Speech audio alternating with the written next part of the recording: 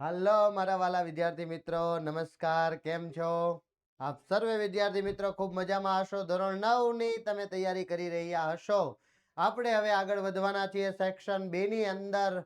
વિકાસ પરીક્ષા લક્ષી અસાઇનમેન્ટની આપણે વાત કરવાની છે વિદ્યાર્થી મિત્રો. વિકાસ પરીક્ષા લક્ષી અસાઇનમેન્ટ. યસ ધોરણ 9 બરાબર છે. એનું સંપૂર્ણ સોલ્યુશન યુટ્યુબમાં સૌ પ્રથમ વખત તમને ઓશિયન જ્ઞાન લાઈવ યુટ્યુબ ચેનલ પર મળવાનું છે.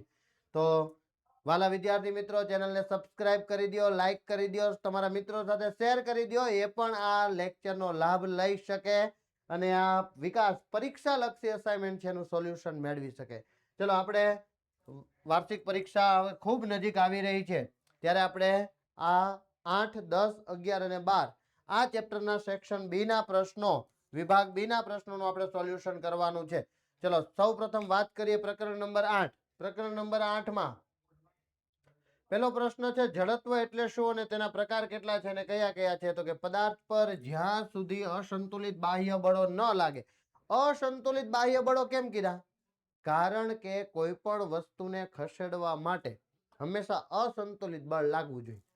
તમે દિવાલને ધક્કો મારો છો, એ ખસતી નથી, એનો મતલબ એવો છે કે એના ઉપર સંતુલિત બળ લાગે છે. જેટલું બળ તમારા દ્વારા એના પર લાગે છે એટલું જ બળ દિવાલ દ્વારા તમારા પર લાગે છે. એટલે અસંતુલિત બાહ્ય બળની વાત કરવાની હોય અને અસંતુલિત બાહ્ય બળ ન લાગે ત્યાં સુધી પદાર્થ પોતાની સ્થિર અવસ્થામાં હોય તો સ્થિર અવસ્થામાં, અને અચળ વેગી ગતિ કરતો હોય તો પોતાની અચળ વેગી ગતિ જાળવી રાખવાનો પ્રયત્ન કરે છે, એને આપણે જડત્વ કહીએ છીએ. પદાર્થના આ ગુણધર્મને પદાર્થનું જડત્વ કહે છે. બીજા શબ્દોમાં, દરેક પદાર્થ પોતાની ગતિની અવસ્થામાં થતા પરિવર્તનનો વિરોધ કરે છે. ગુણાત્મક રીતે કોઈ વસ્તુની સ્થિર અવસ્થામાં રહેવાની કે અચળ વેગથી ગતિમાં રહેવાની પ્રકૃતિને જડત્વ કહે છે. બરાબર છે ને? આપણે બળ લગાડીએ એ સ્થિર જ રહેવું છે. તો અહીંયા શું કીધું કે એની ગતિમાં કોઈ અવસ્થામાં જે ફેરફાર થવાનો છે, પરિવર્તન આવવાનું છે, એનો વિરોધ કરે. સ્થિર હોય ને તો ભાઈ મારે સ્થિર જ રહેવું છે, મારે ગતિમાં નથી આવવું. અને ગતિ કરતો હોય એમ વિચારે કે ભાઈ મારે ગતિમાં જ રહેવું છે, મારે સ્થિર નથી થવું. તો અવસ્થામાં જે પરિવર્તન થવાનું છે, પરિવર્તનનો વિરોધ કરે છે. એ ગુણધર્મને આપણે જડત્વ કહીએ છીએ. એને આપણે જડત્વ કહીએ છીએ. આ જ કારણથી ન્યૂટનના ગતિના પ્રથમ નિયમને જડત્વનો નિયમ કહે છે. જ્યાં સુધી કોઈ પદાર્થ પર અસંતુલિત બાહ્ય બળ લગાડવામાં ન આવે ત્યાં સુધી સ્થિર પદાર્થ પોતાની સ્થિર અવસ્થામાં અને અચળ પ્રવેગી ગતિ કરતો પદાર્થ પોતાની અચળ પ્રવેગી ગતિ ચાલુ રાખે છે. યસ, બળ લગાડતા નથી તો જડત્વના નિયમ પણ આપણે કહી શકીએ છીએ. ચલો, નેક્સ્ટ પ્રશ્ન તરફ આપણે આગળ વધીએ. રકાબીમાં ચાનો કપ રાખવા માટે ગોળ વર્તુળાકાર ખાંચો કેમ આપેલ હોય છે? તો કે સામાન્ય રીતે રકાબી હોય અને એની ઉપર આપણે કપ મૂકીએ, એની સપાટી જોઈએ ને તો એકદમ લીસી હોય. હવે લીસી હોય તો ઘર્ષણનો વિરોધ થાય, મતલબ કે ઘર્ષણ લાગતું નથી ને ઘર્ષણ ન લાગે તો સેજ પણ આપણે હલીએ તો પેલો કપ છે નીચે પડી જાય. એના કારણે શું કરવામાં આવે છે? તો કે સામાન્ય રીતે રકાબી અને કપ તેવા દ્રવ્યમાંથી બનાવવામાં આવેલા હોય છે કે જેના કારણે તેઓ મહદ અંશે લીસી બાહ્ય સપાટી ધરાવતા હોય છે. હવે જો રકાબીમાં કપ રાખવા માટે ગોળ વર્તુળાકાર ખાંચો રાખવામાં ના આવે, રકાબીની અંદર ખાંચો ન હોય, તો અચાનક કોઈ ધક્કો લાગવાની સ્થિતિમાં કપ ડગુમગુ થઈને ગબડી પડે છે. બરોબર, ચા ઢોળાઈ જાય. તેથી અચાનક ધક્કો લાગવાની સ્થિતિમાં રકાબી પરથી ચાનો કપ ડગમગ થઈને ગબડી ન પડે એટલા માટે રકાબીમાં ગોળ વર્તુળાકાર ખાંચો મૂકવામાં આવે છે. ક્લિયર? નેક્સ્ટ પ્રશ્ન જોઈએ. એકદમ સરસ મજાનો સહેલો પ્રશ્ન હતો. નેક્સ્ટ પ્રશ્ન છે, બળની વ્યાખ્યા આપો. ન્યૂટનની ગતિનો પહેલો નિયમ ને જડત્વનો નિયમ શા માટે કહેવામાં આવે છે? આમ તો આપણે આ પ્રશ્નનો જવાબ હમણાં થોડી વાર પહેલા જોઈ ગયા, છતાં પણ આપણે જોઈએ કે જે બાહ્ય અસર વડે પદાર્થની સ્થિર કે ગતિમાન અવસ્થામાં ફેરફાર થાય તો જ બળ લાગ્યું કહેવાય ને ભાઈ. દિવાલને ધક્કો મારો છો, દિવાલ ખસતી નથી, બળ લાગ્યું કહેવાય? ન કહેવાય. તો બળ લાગ્યું ક્યારે કહેવાય મારા વાલા વિદ્યાર્થી મિત્રો? કે તેના પર બળની અસર થવી જોઈએ. બાહ્ય અસરને બળ કહે છે. બાહ્ય અસર વડે કોઈ પદાર્થની સ્થિર કે ગતિમાન અવસ્થામાં ફેરફાર થાય. દિવાલને ધક્કો મારો, ફેરફાર નથી થતો તો બળ શૂન્ય, નથી લાગતું. બરાબર? એટલે એની ગતિમાન અવસ્થામાં ફેરફાર થવો જોઈએ. સ્થિર હોય તો ગતિમાં આવે, અને ધારો કે કોઈ ગતિમાં હોય ને તો વેગ વધી જાય, તો એને આપણે બળ કહીએ છીએ. ન્યૂટનની ગતિના પહેલા નિયમ મુજબ પદાર્થ આપમેળે પોતાની સ્થિર કે ગતિમાન અવસ્થામાં ફેરફાર કરી શકતો નથી. પોતાની જાતે ન કરી શકે. શું કરવું પડે? આપણે કોઈક અસંતુલિત બાહ્ય બળ લગાડવું પડે. પદાર્થના આ ગુણધર્મને જડત્વ કહે છે. તેથી ન્યૂટનની ગતિના પહેલા નિયમને જડત્વનો નિયમ કહે છે. ક્લિયર? આગળ પ્રશ્ન જોઈ ગયા હતા ને ફરીથી આ જડત્વના નિયમ વાળો આવી ગયો. આગળ જોઈએ કે ટૂંક નોંધ લખો. વેગમાન. વેગમાન એટલે શું? તો કે પદાર્થના દળ અને તેના વેગના ગુણનફળ. ગુણનફળનો મતલબ થાય વિદ્યાર્થી મિત્રો ગુણાકાર. પણ આપણે છે ને વ્યાખ્યાની અંદર ગુણાકાર લખવા કરતા ગુણનફળ લખીએ ને તો સરસ લાગે.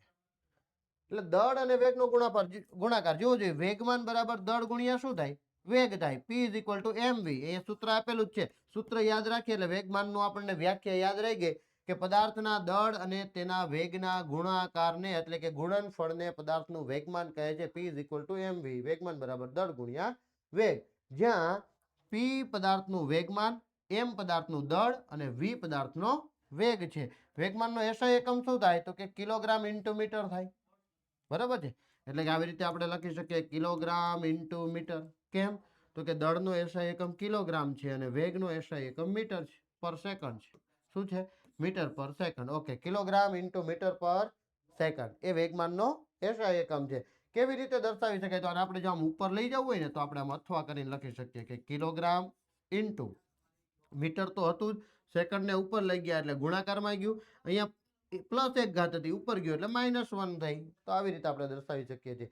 CGS એકમ તો કે ગ્રામ સેન્ટીમીટર પર સેકન્ડ થાય. શું થાય? અને આપણે આવી રીતે આમ લખી શકીએ. ગ્રામને GM વડે પણ દર્શાવી શકીએ. ગ્રામ ઇન્ટુ સેન્ટીમીટર પર સેકન્ડ વડે દર્શાવીએ છીએ. વેગમાન સદિશ રાશિ છે એટલે કે દિશા દર્શાવવી જરૂરી છે કે ભાઈ કઈ બાજુ વેગ લાગે છે. દિશા દર્શાવવી જરૂરી છે અને તેની દિશા એ વેગની દિશા છે. યસ યસ યસ, આવી ગયું ને ભાઈ? વેગની દિશા. વેગને દર્શાવવા માટે દિશા દર્શાવવી જરૂરી છે એટલે આપણે વેગમાન સદિશ રાશિ થશે. તો આ વેગમાનની નાની અમથી સરસ મજાની ટૂંક નોંધ થઈ ગઈ. ચલો, 50 કિલોગ્રામ દળના પદાર્થનો વેગ 5 સેકન્ડમાં 3 મીટર પર સેકન્ડ થી વધીને, ચલો આપણે દાખલો ગણીએ. બરાબર છે? 3 મીટર પર સેકન્ડ થી વધીને 12 મીટર પર સેકન્ડ થાય છે. આ માટે જરૂરી બળ કેટલું? 50 કિલોગ્રામ દળ કીધું છે. દળ એટલે m બરાબર 50 કિલોગ્રામ. વિદ્યાર્થી મિત્રો આવી રીતે આમ લખવાનું બધું. વેગ 5 સેકન્ડમાં એટલે મને t આપેલો છે. કેટલો છે? તો કે 5 સેકન્ડ આપેલો છે. યસ, હું s નથી લખતો કારણ કે s ને 5 બે એક સરખા જેવા થઈ જાય એટલે હું સેકન્ડ લખું છું. 3 મીટર પર સેકન્ડ એટલે આપણને u આપેલો છે. u છે 3 મીટર પર સેકન્ડ. હવે થી વધીને 12 મીટર પર સેકન્ડ થાય છે એટલે v આપણને આપેલો છે 12 મીટર પર સેકન્ડ થાય છે. આ માટે જરૂરી બળ કેટલું? F બરાબર શોધવાનું છે. દાખલો ગણતી વખતે આ બધી માહિતીઓ લખવાની ખૂબ અગત્યની છે. જો આવું નહીં કર્યું હોય તો તમારા માર્ક્સ કપાતા રહેશે. એટલે વિદ્યાર્થી મિત્રો આવી બાબતો પર ખાસ તમારે ધ્યાન આપવાનું છે. ચલો આપણે સૂત્ર મૂકીએ. F બરાબર ma થાય. ભાઈ આવું સૂત્ર મને ખબર છે, પણ અહીંયા મને ક્યાંય પ્રવેગ ન આપ્યો હોય તો કાંઈ વાંધો નહીં ભાઈ, ગભરાવાનું નહીં. પ્રવેગ ન આપેલો હોય તો શું કરવાનું? પ્રવેગ ન આપેલો હોય તો આપણે એનું સૂત્રમાં ફેરફાર કરી શકીએ કે m પ્રવેગ એટલે v - u છેદમાં t લખી શકીએ. ઓકે, બધા જ મૂલ્ય અહીંયા આપેલા છે. ચલો, 50 કિલોગ્રામ ગુણ્યા v કેટલો છે? તો કે 12 છે, ઓછા u કેટલો છે? તો કે 3 છે, છેદમાં સમય કેટલો છે ભાઈ? તો કે 5 છે.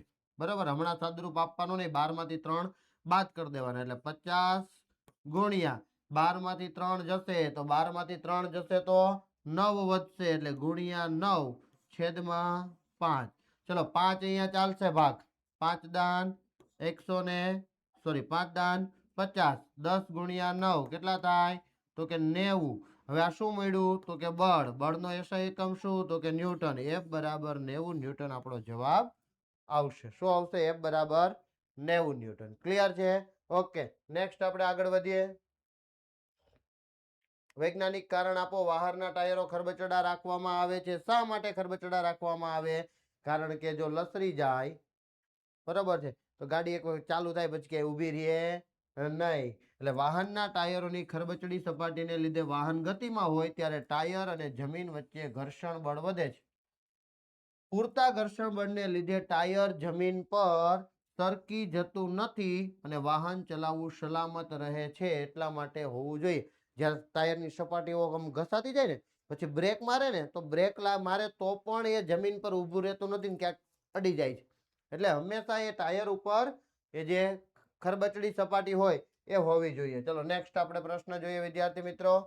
વૈજ્ઞાનિક કારણ આપો કેળાની છાલ પર પગ પડે ત્યારે લપસી જવાય છે. સેમ ટુ સેમ પ્રશ્ન ઘર્ષણને રિલેટેડ છે કે પગ અને જમીન વચ્ચેના ઘર્ષણ બળને કારણે આપણે ચાલી શકીએ છીએ. સાચી વાત છે ભાઈ. એટલા માટે તો આપણા ચપ્પલ ને બૂટની નીચે ખાંચાઓ હોય. રમત ગમતના પ્લેયર હોય તો નીચે ખીલ્લીઓ જેવી સપાટી આપેલી હોય, બરોબર છે, કે એ સરળતાથી આગળ વધી શકે ને પડી ન જાય. કેળાની છાલ પર જ્યારે પગ પડે છે ત્યારે જમીન વચ્ચે કેળાની છાલ આવે છે જે લીસી હોવાથી ઘર્ષણ બળ ઘટી જાય છે અને પગ અને જમીન વચ્ચેનું ઘર્ષણ બળ ઓછું થઈ જાય. તેના કારણે આપણે લપસી જઈએ અને પડી જઈએ છીએ. આટલું સરસ મજાનું સહેલું કારણ છે. ચલો નેક્સ્ટ આપણે જોઈ લઈએ કે તફાવત આપો વેગ અને વેગમાન. તો વેગ એટલે એકમ સમયમાં પદાર્થે કરેલા સ્થાનાંતરને વેગ કહે છે. પદાર્થના દળ અને વેગના ગુણનફળને વેગમાન કહે છે. ચલો થઈ ગઈ. દળ અને વેગનો ગુણાકાર ગુણનફળ વેગમાન કહેવાય. વેગ એટલે શું? પદાર્થે કરેલું સ્થાનાંતરના છેદમાં સમય. તો એકમ સમયમાં પદાર્થે કરેલા સ્થાનાંતરને આપણે શું કહીએ છીએ? વેગ કહીએ છીએ. વેગના ફેરફારનો દર પ્રવેગ દર્શાવે છે. બરાબર. સમય સાથે કેવો? સમય સાથે. યસ, સમય સાથે વેગના ફેરફારનો દર પ્રવેગ દર્શાવે છે. વેગમાનમાં થતા ફેરફારનો દર બળનું મૂલ્ય દર્શાવે છે. બરાબર છે. બળ મળશે આના પરથી આપણને વેગમાનના ફેરફાર પરથી. ત્યાર પછી વેગનો એસઆઈ એકમ. તો કે વેગનો એસઆઈ એકમ છે મીટર ઇન્ટુ સેકન્ડ. ચલો અહીંયા હું લખી દઉં છું મીટર પર સેકન્ડ અથવા મીટર ઇન્ટુ સેકન્ડ ઇનવર્સ. બરોબર, આ રીતે લખી શકાય. અહીંયા ખાલી ઇનવર્સ છે, મીટર છે રહી ગયું છે. તો મીટર પર સેકન્ડ અથવા મીટર ઇન્ટુ સેકન્ડ ઇનવર્સ છે. વેગમાનનો એસઆઈ એકમ kilogram into metre into second -1. Yes, done. તો આ એનો એસઆઈ એકમ છે. તો તફાવતના આપણે 3 મુદ્દા લખી શકીએ આવી રીતે. નેક્સ્ટ આપણે જોઈએ કે બળનો આઘાત એટલે શું, તેનું સૂત્ર અને એસઆઈ એકમ જણાવો. ચલો, બળ અને તે લાગતું હોય તે દરમિયાનના સમયના ગુણનફળને, ગુણનફળ એટલે ગુણાકાર, તો બળ અને તે લાગતું હોય એ સમય દરમિયાન એનો સમયગાળો, એ બંનેનું ગુણનફળ એટલે કે ગુણાકાર, એને આપણે બળનો આઘાત કહીએ છીએ, જેને આઈ વડે દર્શાવવામાં આવે છે. બળ એટલે શું થાય? તો કે એફ બરાબર એમ. જો આવું સૂત્ર આમ કરે. અહીંયા છે ને એફ ગુણ્યા ટી છે. બરાબર છે. આઈ બરાબર, હું અહીંયા આવી રીતે એક સૂત્ર લખું છું, આઈ બરાબર બળ ગુણ્યા સમય છે. હવે બળનું એ સૂત્ર શું થશે? તો કે એમ એ ગુણ્યા ટી થશે. બરાબર છે. એમ એ ગુણ્યા ટી થશે. હવે આમાં શું કર્યું? તો કે પ્રવેગનો આપણે હમણાં જ દાખલો જોયો વિદ્યાર્થી મિત્રો, કે દાખલામાં શું હતું? તો કે પ્રવેગ બરાબર વી માઇનસ યુ છેદમાં ટી ગુણ્યા ટી. ભાઈ પ્રવેગ એટલે તો વી માઇનસ યુ છેદમાં ટી થાય ને. હવે શું થયું? તો કે ટી ટી કેન્સલ થઈ ગયા, ઉડી ગયા. ગુણાકારમાં ભાગાકારમાં ઉપર અને નીચે ભાઈ ગયા. હવે તો કે ગયા તો પછી શું વધ્યું? તો કે એમ વી માઇનસ યુ વધ્યું બરાબર વેગમાનમાં થતો ફેરફાર દર્શાવી શકાય છે. Yes yes yes yes yes. ફરીથી જુઓ, પી ઇઝ ઇક્વલ ટુ એમ વી ભાઈ. એમ એટલે દળ અને વી એટલે વેગમાં થતો ફેરફાર આપણે મૂકી શકીએ. તો વેગમાં થતો ફેરફાર એટલે વી માઇનસ યુ મૂકી શકીએ ને ભાઈ. તો હા, આવું સૂત્ર મળ્યું એટલે આપણે એમ કહીએ કે વેગમાનમાં થતો ફેરફાર ડેલ્ટા પી વડે દર્શાવાય છે. એટલે કે વેગમાનમાં થતો ફેરફાર એટલે જ બળનો આઘાત આપણે બરાબર મૂકી શકીએ. બળનો આઘાત સદિશ રાશિ છે, તેનો એસઆઈ એકમ kilogram into metre into second -1 છે, અથવા ન્યૂટન. બરાબર છે. દળનો એસઆઈ એકમ શું? કિલોગ્રામ. અને વેગમાં થતો ફેરફાર એટલે શું લખશું? વેગ. તો કે મીટર પર સેકન્ડ લખશું, અથવા ન્યૂટન. બળનો એસઆઈ એકમ શું? જો અહીંયા બળનો એસઆઈ એકમ ન્યૂટન, સમયનો એસઆઈ એકમ સેકન્ડ, એટલે ન્યૂટન ઇન્ટુ સેકન્ડ પણ દર્શાવી શકીએ છીએ. યસ. ચલો નેક્સ્ટ જોઈએ આપણે કે નીચેના પૈકી કોનું જડત્વ વધારે છે? જો અહીંયા જડત્વની વાત કરી અને પાછું કોનું વધારે છે એવી વાત કરી. જડત્વ કોનું વધારે છે, કોણ વધારે સ્થિર રહેશે? તો કે જેનું દળ વધારે હોય ને એનું જડત્વ વધારે હોય. જેનું દળ વધારે હોય, ઓકે, રબરનો દડો છે ભાઈ, અને તેટલા જ પરિમાણનો એટલે કે એવડા જ કદનો દડો છે ને, એવડો જ લોખંડનો પણ ગોળો છે. લોખંડનો ગોળો છે ભાઈ, લોખંડનો દડો છે. તો કોનું દળ વધારે હોય? તો કે લોખંડના દડાનું વધારે હોય દળ. એનું દળ વધારે હોય તો એનું જડત્વ પણ વધારે હોય. એટલે આપણો જવાબ અહીંયા આવશે લોખંડનો દડો.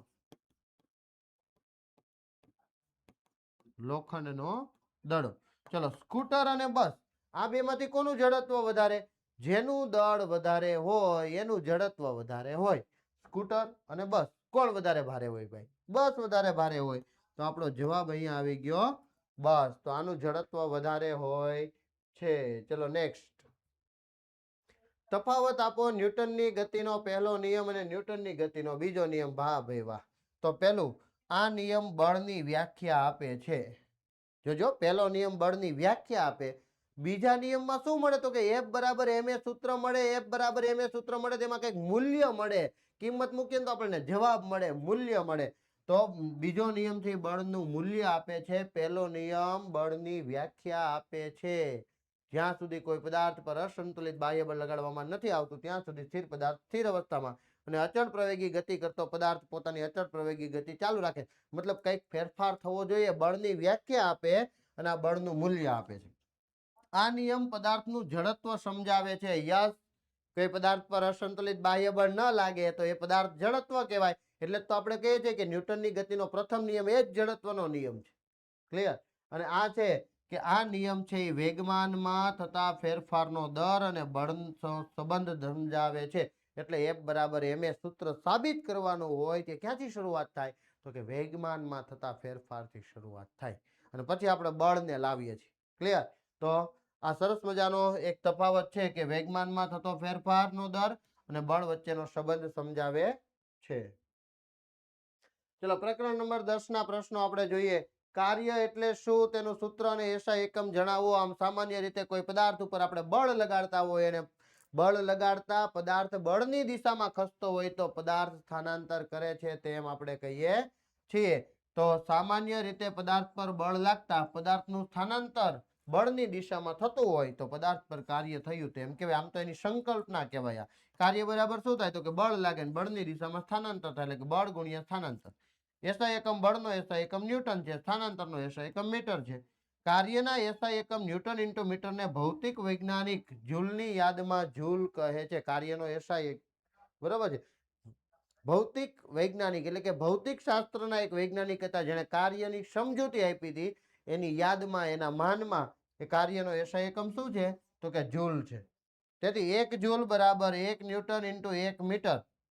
ધારો કે કોઈ પદાર્થ પર 1 ન્યૂટન જેટલું બળ લગાડવામાં આવે અને પદાર્થ બળની દિશામાં જો 1 મીટર જેટલું સ્થાનાંતર કરે તો પદાર્થ પર થયેલું કાર્ય 1 જૂલ છે તેમ કહેવાય. એટલે કે 1 જૂલની વ્યાખ્યા આપણે આપી.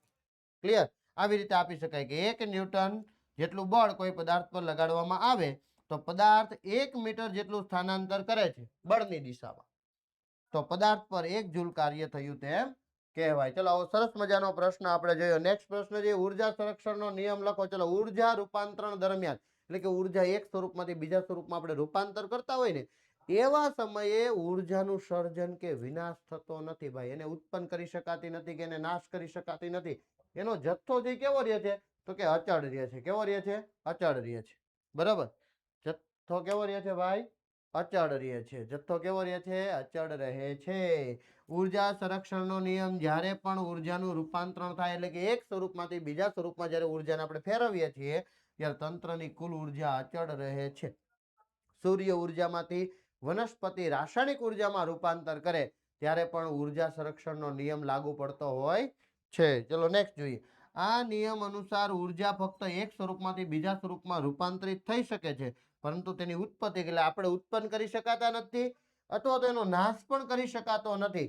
રૂપાંતરણ પહેલા અને રૂપાંતરણ બાદ કુલ ઉર્જા હંમેશા અચળ રહે. એટલે જેટલી તંત્રની કુલ ઉર્જા હોય ને એટલી જ રહે. ઉર્જા સંરક્ષણનો નિયમ દરેક પરિસ્થિતિઓ તેમજ દરેક પ્રકારના રૂપાંતરણ માટે સાચો છે. એટલે કે જ્યાં પણ ઉર્જાનું રૂપાંતરણ થતું હોય અહીંયા આપણે સૂર્ય ઉર્જાની વાત કરી. બરાબર છે? વિદ્યુત ઉર્જાનું આપણને પ્રકાશ ઉર્જામાં રૂપાંતરિત થાય. સ્વિચ ચાલુ કરી અને લાઇટ ચાલુ થાય. હમણાં જ આપણે સ્વિચ ચાલુ કરીને લાઇટ પ્રકાશિત કર્યું હોય.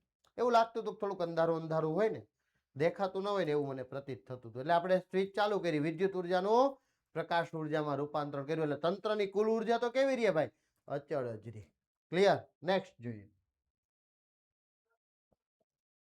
ચલો સ્થિતિ ઉર્જાના 4 ઉદાહરણ આપો. સ્થિતિ ઉર્જા એટલે શું ભાઈ? સ્થિતિ ઉર્જા એટલે શું? તો કે કોઈ વસ્તુને હું અહીંથી આમ ઉપર તરફ લઈ જાઉં ને તો આની અંદર સ્થિતિ ઉર્જા સંગ્રહ પામે ભાઈ. શું પામે? સ્થિતિ ઉર્જા સંગ્રહ પામે. હું કોઈ પદાર્થને અહીંથી ઉપરથી નીચેથી ઉપર તરફ લઈ જાઉં ને એની અંદર ઉર્જા સંગ્રહ પામે. મેં આને કંઈક જાદુગર કર્યું, મેં આમાં કંઈક ઉર્જા સંગ્રહ પામી. કેવી રીતે ખબર પડે? મૂકું તો ખબર પડે ભાઈ, નીચેની તરફ ગતિ કરે, ઓટોમેટિક ગતિ કરે, ખાલી હું મૂકું જ છું. કહેવાનો મતલબ કે જ્યારે કોઈ પદાર્થને ઉપર તરફ લઈ જાય ત્યારે એમાં સ્થિતિ ઉર્જા સંગ્રહ પામે. તો એવી ઉર્જાઓ ક્યાં ક્યાં સંગ્રહ પામે છે? 4 ઉદાહરણો સરસ મજાના છે કે ઊંચાઈ પર બાંધેલા બંધમાં સંગ્રહાયેલું પાણી. આપણે એક સરસ મજાનો નદી ઉપર બંધ બનાવી દીધો હોય, પાણી સંગ્રહાયેલું હોય. જેવો એ ધારો કે પુલ તૂટી જાય, આપણે તોડવાનો નથી, બંધ તોડવાનો નથી, પણ દરવાજો ખોલી નાખીએ, ચાલો ને દરવાજો ખોલીએ એટલે સરસ મજાનો પાણીનો ધોધ વહે ને. તો એ પાણીમાં શું હોય? સ્થિતિ ઉર્જા સંગ્રહ પામે છે. બીજું ઉદાહરણ, દબાયેલી કે ખેંચાયેલી સ્પ્રિંગ. સ્પ્રિંગને આમ દબી રાખો, આપણી ઉર્જા એને આપી, જેવી મૂકશો ને એ ઉછળશે. ખેંચેલી સ્પ્રિંગ છે, આપણે મૂકી દઈએ તો એ પાછી ભેગી થઈ જાય છે. રબરને ખેંચો છો, મૂકી દઈએ. ઘણા બધા વિદ્યાર્થી મિત્રો આમ રબર કરતા હોય ને ક્લાસરૂમમાં, ભૂલથી હાથમાં આવવું જોઈએ ભાઈ, કોઈકનો વારો પાડી દઈએ. તો એ સ્પ્રિંગમાં સ્થિતિ ઉર્જા સંગ્રહ પામે છે. ધનુષ્ય પર ખેંચેલું તીર આમ ખેંચે છે, ભગવાન શ્રી રામ એના તીરમાં જે ધનુષ છે એમાં તીર મૂકે ને આમ ખેંચે ને પછી મૂકે તો આગળ ભાગે છે. કેમ ખબર પડી? તો કે આમ પાછળની બાજુ જે ખેંચ્યું ને, આપણી ઉર્જા એને આપી, એમાં જે સ્થિતિ ઉર્જા સંગ્રહ પામી એને છોડી દેવામાં આવે એટલે એ ગતિ ઉર્જામાં રૂપાંતરિત થાય છે. તો બાણ સ્થિતિ ઉર્જા ધરાવે છે. હાથ વડે ઉચકેલો હથોડો સ્થિતિ ઉર્જા ધરાવે છે. અહીંથી આમ હથોડો આમ પાછળ મૂકે, કેજીએફમાં આવે ને પેલો યશ, આમ રોકીભાઈ આમ કરીને આમ મૂકે તો પાછળની બાજુ એમાં સ્થિતિ ઉર્જા સંગ્રહ પામે, પછી એને છોડે એટલે ગતિ ઉર્જામાં રૂપાંતરિત થાય અને જે ઉર્જા આપે, જે વસ્તુને તોડવાની છે એને તોડી શકે છે. તો આવા સરસ મજાના સ્થિતિ ઉર્જાના 4 ઉદાહરણો હતા. ચલો નેક્સ્ટ, એક બેટરી એક વિદ્યુત ગોળાને પ્રકાશિત કરે છે. આ પ્રક્રિયામાં થતા ઉર્જા રૂપાંતરણનું વર્ણન કરો. ચલો, એક બેટરી છે, એક વિદ્યુત ગોળાને પ્રકાશિત કરે છે. તો સૌ પ્રથમ બેટરી છે ને, બેટરીની અંદર રાસાયણિક ઉર્જા હોય. કેવી હોય? રાસાયણિક ઉર્જાનું રૂપાંતર વિદ્યુત ઉર્જામાં થયું. સેલ છે એની અંદર કાર્બન ભરેલો હોય એટલે બેટરીની અંદર કેવું હોય? રસાયણ હોય, રાસાયણિક ઉર્જા હોય. એનું રૂપાંતરણ શેમાં થયું? તો કે વિદ્યુત ઉર્જામાં થયું. હવે શું થયું? તો કે વિદ્યુત ઉર્જા જ્યારે બલ્બમાં ગઈ, એટલે કે આપણો લેમ્પ હોય ને, એ લેમ્પની વાત કરે છે, બલ્બ, લેમ્પ, ગોળો. એ પછી આ વિદ્યુત ઉર્જાના ભોગે ઉષ્મા ઉર્જા અને પ્રકાશ ઉર્જા બલ્બમાં ઉદ્ભવે છે. યસ, એ વિદ્યુત ઉર્જા જાય ને એટલે પ્રકાશિત થાય. પ્રકાશિત થાય એટલે કીધું પ્રકાશ ઉર્જા. અને ઉષ્મા ઉર્જા, ભાઈ થોડીક વાર પછી આપણે બલ્બને અડીએ, ઓહો ગરમ થઈ ગયો, તો ઉષ્મા ઉર્જામાં રૂપાંતરિત થાય છે. આપેલ પ્રક્રિયામાં ઉર્જાના રૂપાંતરણની શ્રેણી નીચે મુજબ છે. કેવી રીતે છે? તો કે પહેલા રાસાયણિક ઉર્જાનું વિદ્યુત ઉર્જામાં રૂપાંતર, વિદ્યુત ઉર્જાનું ઉષ્મા ઉર્જા અને પ્રકાશ ઉર્જામાં રૂપાંતરિત થાય એટલે આપણને જે તે વસ્તુ પ્રકાશિત દેખાય છે. ચલો નેક્સ્ટ પ્રશ્ન જોઈએ. 10 કિલોગ્રામ દળના એક પદાર્થને જમીનથી 6 મીટર ઉંચકવાનો છે. જોજો, પેલા લખવાનું છે પદાર્થનું દળ 10 કિલોગ્રામ છે એટલે m બરાબર 10 કિલોગ્રામ. આ ન લખો તો ચાલે, પણ m બરાબર 10 કિલોગ્રામ, જમીનથી 6 મીટર એટલે આપણે લખવાનું છે કે ઊંચાઈ h બરાબર 6 મીટર છે. લઈ જવામાં આવે છે. આ પદાર્થમાં સંગ્રહ પામતી સ્થિતિ ઉર્જા, ગુરુત્વીય સ્થિતિ ઉર્જા એટલે આપણે ઈપી લખશું. શું લખશું? ઈપી. ગુરુત્વીય સ્થિતિ ઉર્જાને હું ઈપી વડે દર્શાવું છું. Yes, EP is equal to mgh. આપણે સૂત્ર સાબિત કરી ગયા ને ભાઈ, સ્થિતિ ઉર્જાનું એ જ છે. EP is equal to mgh. જી બરાબર ગુરુત્વ પ્રવેગ 9.8 ન આપેલો હોય લઈ જ લેવાનો આપણે ભાઈ, મીટર પર સેકન્ડ સ્ક્વેર એનો એસઆઈ એકમ છે. ચલો, એમ કેટલું છે? તો કે 10. બધી કિંમત એમ જ મૂકવાની છે, બરાબર. જી કેટલો? 9.8 અને 6 ગુણાકાર કરો. 98 ના છેદમાં 10 જાય, 10 10 ગયા 98 ગુણ્યા 6, 8 6 48 નો આંકડો વધા પડી 4. કરી જોઈએ આપણે, બરાબર ને? કરી જોઈએ. ચલો, આનું સાદું રૂપ હું અહીંયા આપું છું, જોજો મારા વાલા, જોજો. બરાબર 10 ગુણ્યા, જો 9.8 છે ને એને હું 98 ના છેદમાં 10 લખી દઉં અને ગુણ્યા 6 લખી દઉં છું. 10 10 ગયા. હવે શું વધ્યું? તો કે મારી પાસે 98 ગુણ્યા 6 વધ્યા. મારે આનું સાદું રૂપ જોઈતું હોય, આ બાજુ આવી જા ભાઈ, 98 ગુણ્યા 6 આપણે કરી નાખીએ. આમ તો તમને બધાને જ આવડતું હોય. 8 6 48 નો આંકડો વધા પડી 4, 9 6 54 ને 4, 54 ને 4 58 ભાઈ 588. ઉર્જા કોઈ પણ હોય એનો એસઆઈ એકમ જૂલ આવે. અહીંયા સ્થિતિ ઉર્જા છે, એનો એસઆઈ એકમ જૂલ છે એટલે 588 જૂલ આવશે. ચલો નેક્સ્ટ જોઈએ. એક કુલી 15 કિલોગ્રામ દળનો સામાન જમીન પરથી ઉપાડીને 100 ને હા, આ દાખલો પણ આપણે ગણી લઈએ ભાઈઓ. ચલો, એક કુલી 15 કિલોગ્રામ દળ છે, બરાબર છે. 15 કિલોગ્રામ દળ હું અહીંથી લખવાની શરૂઆત કરું છું. દળ આપેલું છે, દળ એટલે એમ 15 કિલોગ્રામ. ચલો, ત્યાર પછી જમીન પરથી ઉપાડીને 160 સેન્ટીમીટર ઊંચાઈ એટલે પોતાના માથા પર મૂકે છે. 160 સેન્ટીમીટર આપેલું છે, જોજો સેન્ટીમીટર આપેલું છે. ક્યાં મૂકે છે? તો કે જમીનથી ઊંચાઈ આપેલી છે h બરાબર 160 સેન્ટીમીટર. પેલા તો સેન્ટીમીટર આપ્યું હોય ને એટલે થોડુંક આમ ટેન્શનમાં આવી જવાનું ભાઈ. કેમ ટેન્શનમાં આવી જવાનું? કે મારે સેન્ટીમીટર એકમ રાખવાનો નથી, મારે મીટર એકમ રાખવાનો છે. એટલે પેલા રૂપાંતરણ કરો. શું રૂપાંતરણ કરશું? જો અગત્યનું છે, આવું ન આવડ્યું એટલે આપણે ગયા સમજી લેવાનું છે કે 1 મીટર બરાબર ભાઈ 100 સેન્ટીમીટર થાય. જો મીટરને સેન્ટીમીટરમાં ફેરવવું હોય તો હંમેશા ગુણાકાર કરાય, સેન્ટીમીટરને મીટરમાં ફેરવવું હોય તો 100 વડે જ ભાગાકાર કરાય.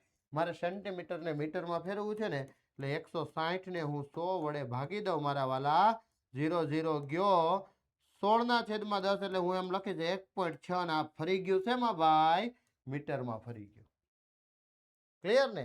ઓકે, ચલો ઊંચાઈ મળી ગઈ. યસ, મળી ગઈ. તો તેના દ્વારા સામાન ઉપર કરેલા કાર્યની ગણતરી કરવાની છે. જો જી બરાબર ન આપેલું હોય ને તો બે વસ્તુ લઈ શકાય. 9.8 મીટર પર સેકન્ડ સ્ક્વેર લઈ શકાય અથવા 10 મીટર પર સેકન્ડ સ્ક્વેર લઈ શકાય. અથવા છે ઓ ભાઈ, અથવા છે. ઓકે, અને હવે શું શોધવાનું છે? તો તેના દ્વારા કરેલા કાર્યની ગણતરી કરવાની છે. તો W ઇઝ ઇક્વલ ટુ કેટલા? આમ તો W બરાબર બળ ગુણ્યા સ્થાનાંતર આવે. આપણને અહીંયા બળ એમ આપેલું છે પણ સ્થાનાંતર એસ જે આપણે આને સ્થાનાંતર લઈ લઈએ તો પણ ચાલે. તો કાર્ય બરાબર બળ ગુણ્યા સ્થાનાંતર એક સૂત્ર આ પણ મૂકી શકીએ અથવા તો થતું કાર્ય જો ઉપર લઈ જાય ને એટલે સ્થિતિ ઉર્જા સંગ્રહ પામે. શું પામે? સ્થિતિ ઉર્જા. તો EP is equal to mgh પણ મૂકી શકાય. EP બરાબર mgh, પણ અહીંયા ઈ જ થવાનું છે. કેમ એ જ થવાનું છે?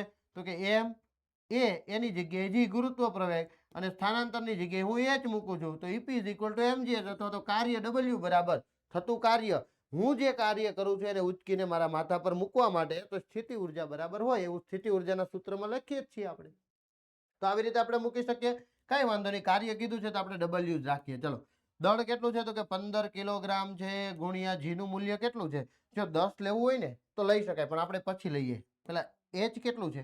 તો કે 16/10. એ ભાઈ 10 જ લેવાય. 10 લઈએ તો શું થાય?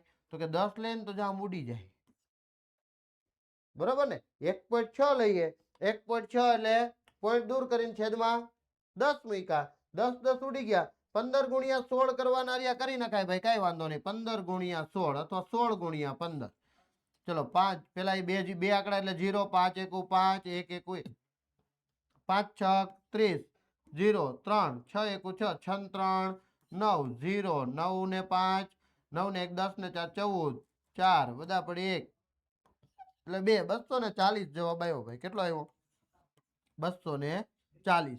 W કાર્યનો SI એકમ થાય જૂલ. યસ, 240 આપણું કાર્ય થયું કહેવાય. અથવા તો EP is equal to 240 joule. જવાબ તો એ જ રહેવાનો છે. ક્લિયર છે? ઓકે, નેક્સ્ટ આપણે આગળ વધીએ. પ્રકરણ નંબર 11. ચલો, પ્રકરણ નંબર 11 માં સંગત તરંગની તરંગ લંબાઈ વિશે માહિતી આપવાની છે. સંગત તરંગ એટલે શું ભાઈ? સંગત તરંગ એટલે એકબીજાને સમાંતર આપાત થતા હોય એવા તરંગો. સમાંતર એટલે કેવા? તો કે હું જે બોલું છું અને ધ્વનિ આમ આગળ જાય ને આમ એકબીજાને સમાંતર આમ ધક્કો મારતા મારતા હવાના કણોને ધક્કો મારતા મારતા તમારા સુધી પહોંચે એટલે એકબીજાને સમાંતર હોય. કેવા હોય? સમાંતર હોય. કેવા હોય? જો સમાંતર હોય. કેવા હોય? સમાંતર. આવી રીતે આમ ધક્કો મારીને પાછા આમ આવી જાય એટલે એકબીજાને સમાંતર હોય. કેવા હોય? સમાંતર. સંગત તરંગમાં બે ક્રમિક સંઘનનો અથવા બે ક્રમિક વિઘનનો વચ્ચેના અંતરને સંગત તરંગની તરંગ લંબાઈ કહે છે. યસ, કહી શકાય. ચલો આપણે એક નોર્મલ તરંગ દર્શાવી દઈએ ભાઈ. તરંગ લંબાઈ કોને કહેવાય એની વાત કરીએ. ચલો, આ એક આપણે તરંગ દર્શાવી દીધું. બે ક્રમિક સંઘનનો એટલે આ બે સંઘનનો થયા તો આટલા વચ્ચેના અંતરને શું કહેવાય? તે તરંગની તરંગ લંબાઈ કહેવાય ભાઈ. હવે સંગત તરંગ ઉમેર્યું એટલે ગભરાઈને જ જવાનું ભાઈ. તો અહીંયા ખાલી એટલું ઉમેરી દેવાનું કે સંગત તરંગમાં બે ક્રમિક સંઘનનો અથવા તો બે ક્રમિક વિઘનનો. બે ક્રમિક વિઘનનો એટલે શું થાય? તો કે આ વિસ્તાર થાય. તો એ વિઘનનો વચ્ચેનો અંતરને સંગત તરંગની તરંગ લંબાઈ કહે છે. તરંગ લંબાઈને સામાન્ય રીતે લેમ્ડા, ગ્રીક અક્ષર લેમ્ડા વડે દર્શાવાય છે. તરંગ લંબાઈનો SI એકમ મીટર છે. યસ, જોવું જોઈએ. તરંગ લંબાઈ લંબાઈનો એસઆઈ એકમ મીટર, તો આમાં કઈ બહુ નવું નથી ભાઈ. તરંગ લંબાઈનો એસઆઈ એકમ મીટર થાય. ઘણી વખત તરંગ લંબાઈને નાના એકમ એંગસ્ટ્રોમ, યસ, એની ઉપર 0 મૂકવાનો, બરાબર, નાનકડો તો ટપકો કરવાનો, માં દર્શાવવામાં આવે છે. 1 એંગસ્ટ્રોમ બરાબર 10⁻10 મીટર, કારણ કે એકમ મોટો છે. એકમ મોટો હોય તો સંખ્યા નાની હોય, અહીંયા સંખ્યા મોટી થાય, એકમ. હા, હવે અથવા તો એંગસ્ટ્રોમ અહીંયા કીધું છે કે સેન્ટીમીટર, તો 100 વડે ભાગવું પડે ને, તો અહીંયા યાદ રાખજો 100 વડે આમ ગુણાકાર કર્યો, સોરી, 1 મીટર બરાબર 100 સેન્ટીમીટર થાય. ગુણાકાર કર્યો તો ગુણાકાર કર્યો મતલબ 10⁻2 ઉમેર્યું જ કહેવાય. આ 10⁻10 નાનો છે, એના કરતા 10⁻8 મોટા કહેવાય, બરાબર. તો એવી રીતે આપણે એને દર્શાવી શકીએ છીએ. એંગસ્ટ્રોમ એકમમાં પણ દર્શાવી દીધું. ચલો નેક્સ્ટ જોઈએ. તરંગના કંપ વિસ્તાર વિશે આપણે સમજ આપવાની છે.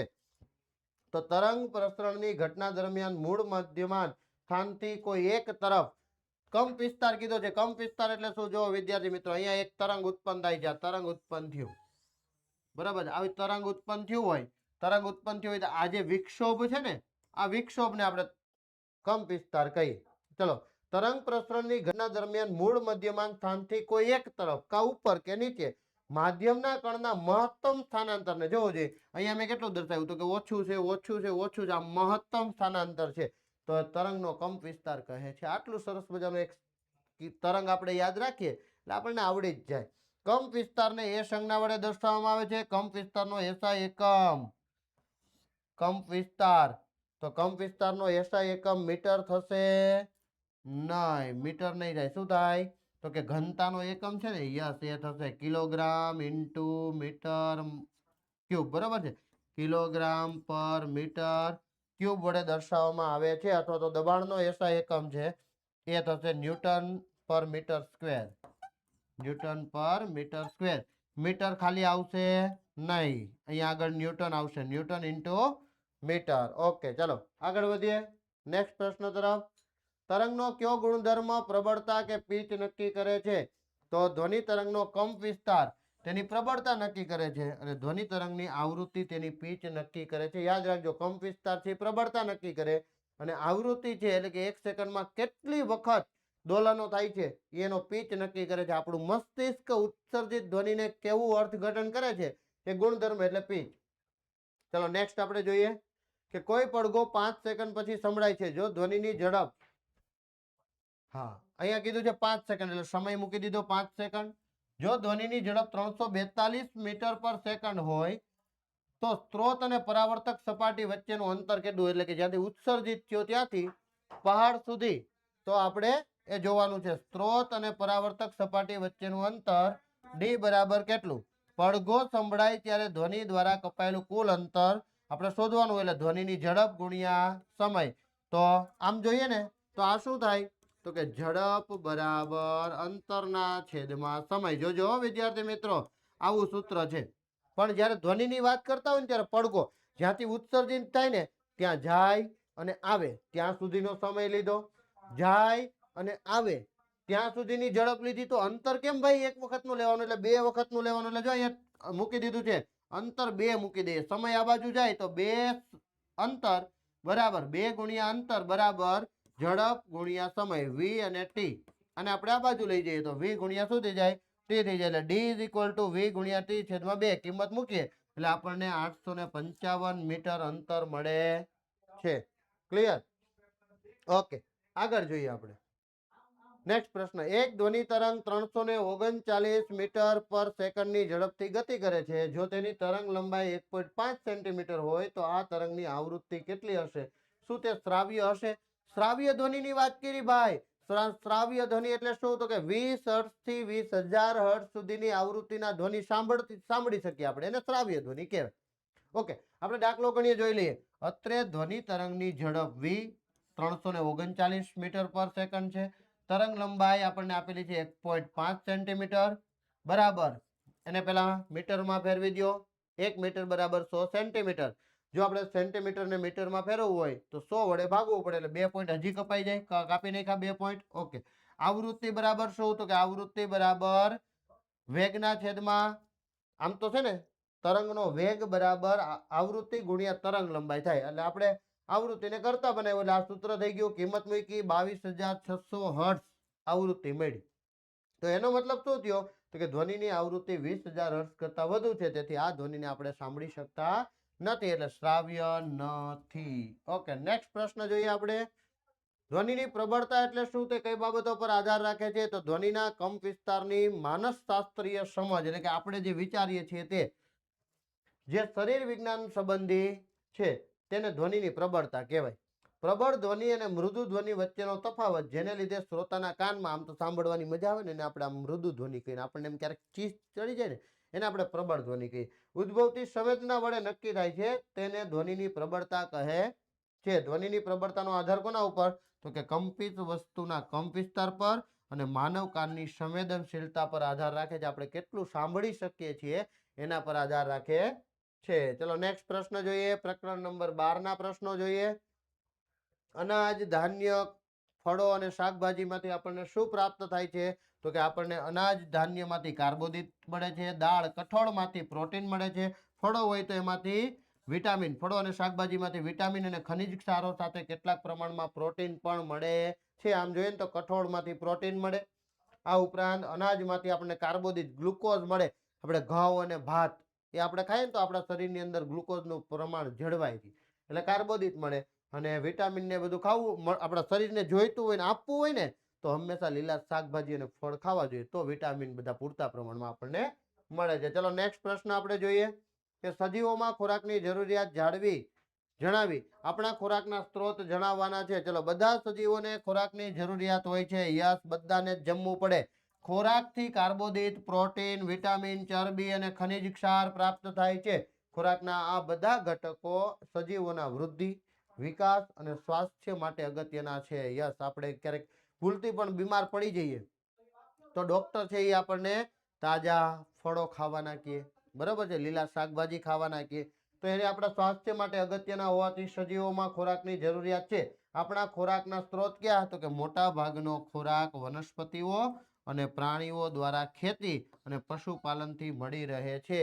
એટલા માટે ખેતી પ્રધાન દેશ આપણો છે, અને ત્યાંથી આપણે ખેતીઓ દ્વારા શાકભાજી અને વનસ્પતિનો ઉપયોગ, વનસ્પતિ એટલે આપણે ઝાડવાઓ ખાઈ જાય એની વાત નથી, બરાબર છે. વનસ્પતિ એટલે પાક ઉત્પાદન જે આપણું છે એ આપણે મેળવીએ છીએ એની વાત છે. ચલો નેક્સ્ટ પ્રશ્ન તરફ આપણે આગળ વધીએ કે આપણા દેશમાં કૃષિમાં સિંચાઈ શા માટે મહત્વ ધરાવે છે તે જણાવવાનું છે. સિંચાઈ ભાઈ હોવી જ જોઈએ ને. સિંચાઈ ન હોય તો કે વનસ્પતિ, આપણે જે ખેતરમાં પાક ઉગાડેલો હોય એને પાણી ન મળે, પાણી ન મળે તો પાક નિષ્ફળ જાય, પાક નિષ્ફળ જાય ભાઈ તો ઘણા બધા લોકો ભૂખે પણ મરે, બરાબર. એટલે ફરજિયાત પાણી તો મળવું જ જોઈએ. ભારતમાં મોટા ભાગની કૃષિ વરસાદ પર આધારિત છે. દેશના મોટા ભાગના વિસ્તારોમાં સમયસર વર્ષા ઋતુ આવવા પર અને વૃદ્ધિ સમયગાળામાં પૂરતો વરસાદ થવા પર પાકનું ઉત્પાદન આધારિત છે. યસ, ચોમાસાની ઋતુ દરમિયાન કેટલું પાણી પડ્યું પૃથ્વી પર, કેટલો વનસ્પતિને જોઈએ અને વનસ્પતિએ લીધું, બાકી જમીનમાં સંગ્રહ થયું, એના પર આધારિત છે. આથી ઓછો વરસાદ થવાથી પાક ઉત્પાદન ઘટી જાય છે, ચોક્કસપણે ઘટી જાય, પૂરતા પ્રમાણમાં પાણી ન મળે તો. વરસાદની અનિયમિતતા, અનાવૃષ્ટિથી શુષ્કતા સ્થિતિમાં તેમજ પાકની નિયત વૃદ્ધિ સમયગાળામાં યોગ્ય સમયે સિંચાઈ કરવાથી સંભવિત પાક ઉત્પાદનમાં વધારો થઈ શકે છે. યસ, સિંચાઈ કરીએ, પાણી પાઈએ તો પાક ઉત્પાદનમાં વધારો થઈ શકે છે. આ ઉપરાંત ઘઉં, ચણા, વટાણા, રાય, અળસી જેવા શિયાળાની ઋતુમાં ઉગાડતા રવિ પાકના પૂરતા ઉત્પાદન માટે સિંચાઈ મહત્વનો ભાગ ધરાવે છે. એટલે સિંચાઈ તો ફરજિયાત, એટલે કે વનસ્પતિને આપણે જે પાક ઉગાડેલો હોય એને પાણી તો આપવું જ પડે. ચલો નેક્સ્ટ પ્રશ્ન જોઈએ. પશુપાલન અને મરઘા પાલનની પ્રબંધન પ્રણાલીમાં શું સમાનતા છે? બંનેને ઉછેરવામાં ક્રમાનુસાર આપણે જોઈએ કે શું સમાનતા છે. તો પશુપાલન અને મરઘા પાલનની પ્રબંધન પ્રણાલીમાં નીચેની બાબતો સમાનતા જોવા મળે છે. એક તો નિવાસ, બંનેનું નિવાસ. દુધાળા પશુઓ હોય એટલે કે પશુપાલન અને મરઘાઓ માટે સ્વચ્છ, હવા ઉજાસયુક્ત, જંતુ રહિત નિવાસ સ્થાન હોવું જોઈએ, ત્યાં જંતુઓ હોવા જોઈએ નહીં. આહાર, તો કે સારી ગુણવત્તાયુક્ત પ્રાણી ઉત્પાદન માટે પશુઓ અને મરઘાને સંતુલિત પોષકક્ષમ આહાર જરૂરી છે. જો પશુપાલનને આહાર આપશું આપણે સરસ મજાનો ગુણવત્તાવાળો, તો સારું એવું દૂધ આપશે, સરસ મજાનું. આ ઉપરાંત મરઘાઓ છે તો મરઘાઓ છે એ ઈંડા પણ સારી ક્વોલિટીના આવશે. સ્વાસ્થ્ય, દૂધાળા પશુઓ અને મરઘાને વાયરસ, બેક્ટેરિયા, ફૂગ, રોગકારકો સામે રક્ષણ આપી સ્વાસ્થ્ય જાળવણી જરૂરી છે. એટલે આ ત્રણ પોઈન્ટ નિવાસસ્થાન, આહાર અને સ્વાસ્થ્ય ત્રણેય બંને માટે સમાન છે. તો એ આ સરસ મજાનો પ્રશ્ન. ચલો નેક્સ્ટ પ્રશ્ન જોઈએ. વૈજ્ઞાનિક કારણ આપો પાકની ફેરબદલી કરવી જોઈએ. વર્ષો વર્ષ ખેતરમાં ભૂમિ પર એક જ પાક લેવાથી ભૂમિમાં પોષક દ્રવ્યો છે એ પૂરા થઈ જાય. કારણ કે જે પાક એક ઉગાડ્યો એને જોતા હોય જમીનમાંથી મેળવી લે, બીજી વખતે એ જ ઉગાડ્યો, ત્રીજી વખતે એ જ ઉગાડ્યો, તો ભાઈ જમીનમાં પોષક દ્રવ્યો લાવશે ક્યાંથી? તો ભૂમિમાં પોષક તત્વોની ઉણપ ઊભી થાય છે અને ભૂમિની ફળદ્રુપતા ઘટે છે. બીજું, ભૂમિની મૃદુતા અને સિંચાઈની પ્રાપ્યતાને આધારે વિવિધ પાકનું સંમિશ્રણ કરવા પાકની ફેરબદલી કરવી જોઈએ, જેનાથી ભૂમિની ફળદ્રુપતા જળવાઈ રહે છે અને એક વર્ષમાં 2 અથવા 3 પાક દ્વારા સારું ઉત્પાદન મેળવી શકાય છે. આથી પાકની ફેરબદલી કરવી જોઈએ. એટલે કે જરૂરિયાત પ્રમાણે પાકને જે પ્રમાણે જરૂરિયાત હોય એવા પોષક દ્રવ્યો આપણને ખેતરમાં નાખીએ છીએ, પણ એ પૂરતા ન હોય, કેટલાક તો એ જમીનમાંથી આપમેળે મેળવે. તો એવા સમયે જો પાકની ફેરબદલી કરીએ તો પોષક દ્રવ્યો છે એ બદલાતા રહે અને ફળદ્રુપ જમીન મળે તો પાક પણ સારો થાય. નેક્સ્ટ પ્રશ્ન જોઈએ કે તફાવત આપો મિશ્ર પાક પદ્ધતિ અને આંતર પાક પદ્ધતિ. ચલો તફાવત જોઈ લઈએ. 2 કે તેથી વધારે પાકને એક સાથે એક જ ખેતરમાં ઉગાડવામાં આવે છે અને મિશ્ર પાક કહેવાય. 2 કે તેથી વધારે પાકને એક સાથે એક જ ખેતરમાં ચોક્કસ તરાહથી એટલે કે એક ક્યારામાં ઉગાડવામાં આવે તો એને આંતર પાક કહેવાય છે.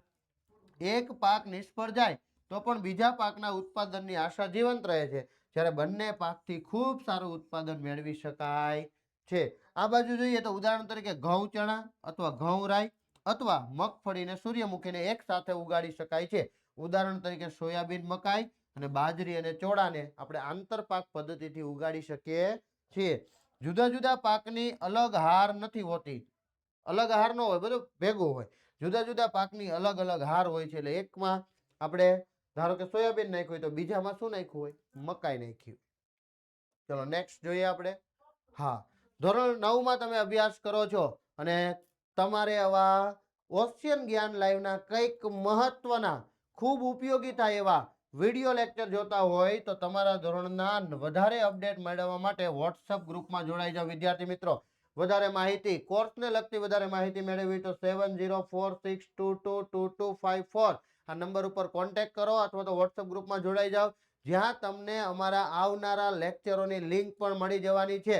તો અવશ્યપણે આ વોટ્સઅપ ગ્રુપમાં જોડાઈ જજો. ફરી આપણે કંઈક નવા લેક્ચર સાથે મળીશું. ત્યાં સુધી બધાને bye bye, C you, Tata, જય શ્રી કૃષ્ણ.